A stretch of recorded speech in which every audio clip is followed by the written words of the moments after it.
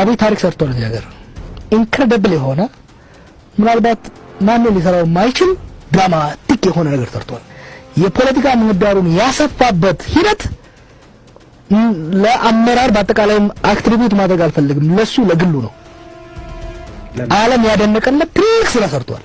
ገና 3 እና 4 አመት ነው በደንብ እኮ አልደረቀም የተወራወርነው ነገር እኮ አልደረቀም እንደዚህ ነው እንደሚረሳው ገና ስልጣን ሳይዝ ገና ስሙም ሳይታወቅ ለኔ በጣም ግልጽ ነበር ከሱ ጋር ከነበረኝ ውይይት ዲሞክራሲ ስርዓት የመገንባት ፍላጎት እንደሌለው አምባገነናዊ ስርዓት በተቃንድ ፓርቲ ወደ አንድ ግለሰብ ለማሻገር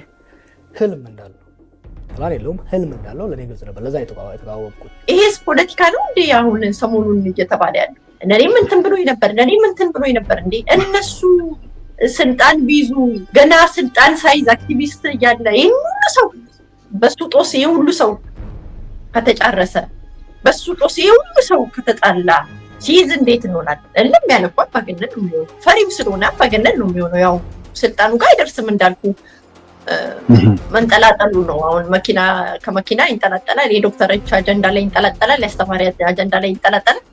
ጀዋርን አስበታ ካለ የውሸት ዜና ይለጥፋል ብለ ሰነፍ ነው ታካች ነው